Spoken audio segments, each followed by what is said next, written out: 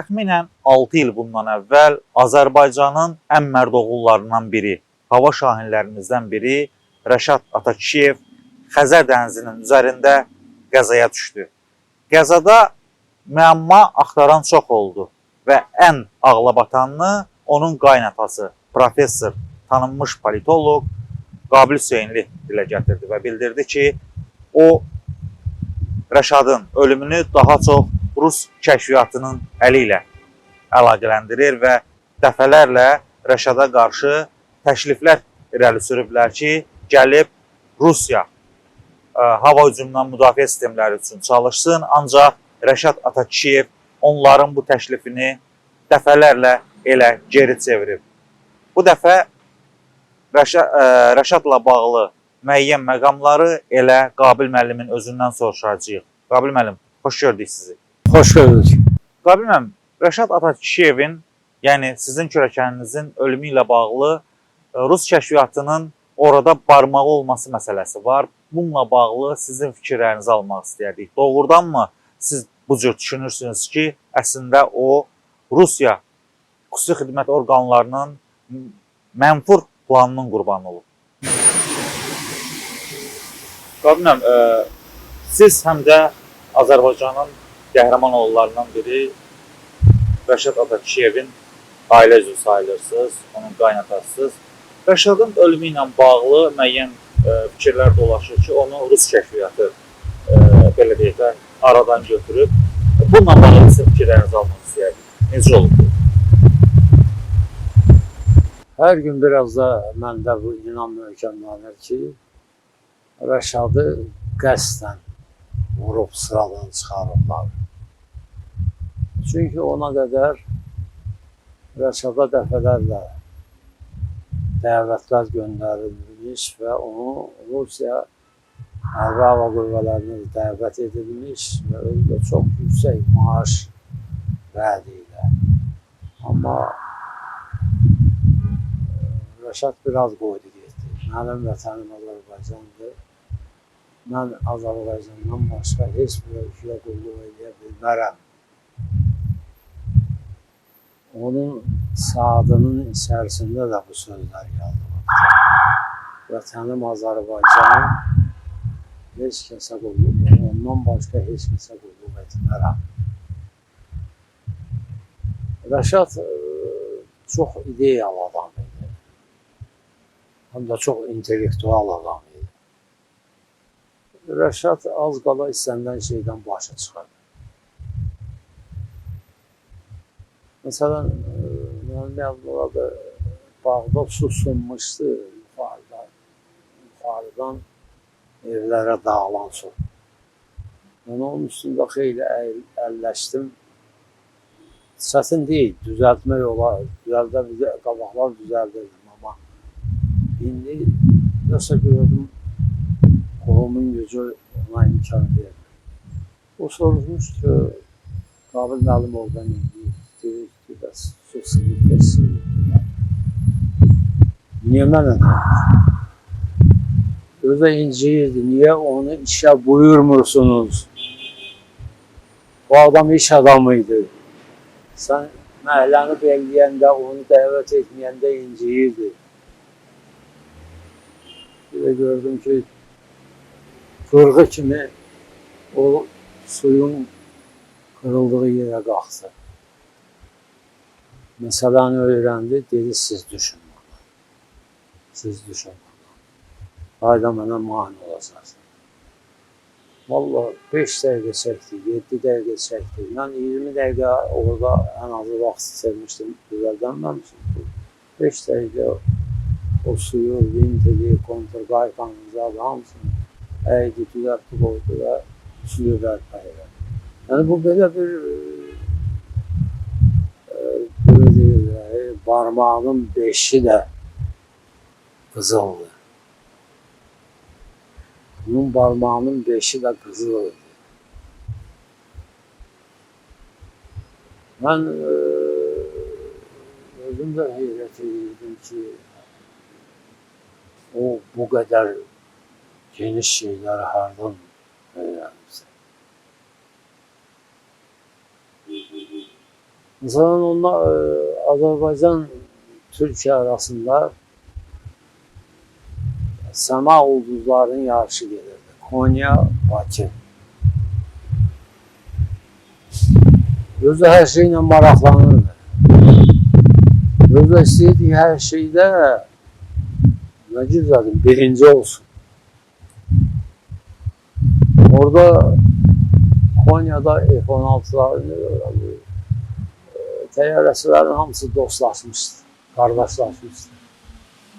Orada onlardan birine deyir ki, bu F-16'lardan birinin icazəsini al, ben onu havaya kaldırırım. O dedi, o çok ciddi məsələdir. Çok çətin icazə verirlər. Ama ben çalışacağım ki bunu həll edim. Gelir deyir, komandır çatsa deyir, komandır çatıyor, sen ne danışırsan. Biz onu 6 aya güclə öyrənirik. 6 ay onun oxusunu öyrənirik, əzbərləyirik. Sonra 2 gündən bir təlimatçı ilə birlikdə havaya qalxırıq. O birdən-birə havaya qalxa bilərim. Dedim, mən də yanında olacağım təlimatçı kimi. Deyir, əlini stolun üstünə belə vurdu. Dedi, bu Azərlərdən qeyri-adi wunderkind hərəkətlər çıxar. İcazə verdim, gedin. Oturduq, mən Rəşada bir də başa saldım. Təyyarəni necə işə salmaq, işə salandan sonra yerdən hansı sürətlə onu kaldırmaq, sonradan sonra uçuş sürətinə necə çevirmək. Bunların hamısını mən deyirdim. Amma mən gördüm ki, deyir, tamam, bilirəm, bilirəm. Çünki akşama kimi əlinin altında kitab idi. F-16'lar idi oxuyum. Qalxdıq göyün bir qatına, aşağıdan da hamı baxır mətəldir. Necə olacaq bu işlər? Qalxdıq göyün bir qatına, bir o Türk pilota dedim ki, bir eləmək istəyirəm, viraj eləmək istəyirəm, viraj eləmək istəyirəm. Dedi, aman, bizi yaman günlərə qoyma, aman. Deyir, mən deməyimlə təyyarənin viraj etməyə başlaması başladı. Deyir, mən ödümü uzmuşam ki, birdən bir hadisə olar, bu başını yığa bilməm. Öyle gördüm, təyyarə düppələn düz səmada düzəlib. İndi deyir ki, komandirim icazə verirsiniz, eyni şey üst tutaq. Dedim, mən öldürdüm Rəşad. Mən o dünyaya getdim, gəldim. İnek bir stəkan su içək. Təyyarəni hiçbir şey olmuyor düşündü. Astaca sanki öz təyyarəsini indirdi. Hamı təyyarənin qabağına qaçdı. Gül çiçəkdə gətirən var idi deyir. Ama Rəşadın halında heç bir dəyişiklik yox idi. Gülürdü. Onun üzündə deyir, məsum bir təbəssüm var idi. Həmin təbəssümlə gülürdü. Sonra onların dilində deyir, onların ne oluyor ya? Burada araba kimi bir şeylə kullandık, geldi iyi. Deyəsən bu barədə Rəşad özü də sizinlə bağda olarkən bu məsələ haqqında danışıb, elə bu istiqamətdə sizlə söhbət eləyərdik. Necə baş verib? Nə demişdi Rəşad sizə bağda? Həmən Rus kəşfiyyatının ona təşrifi ilə bağlı. Bağda tam danışmamışdılar. Allah deyir, mənə Türkiyədən də təklif gəlirdi. Amma ən çox təklifi Rusiyadan gəlirdi. Hətta o etnik faktorlar azalırlar, səvəy-səvəy baş vururlarını. Bu onda demişdi ki, mənim babamın, Güney Azərbaycandan olan babamın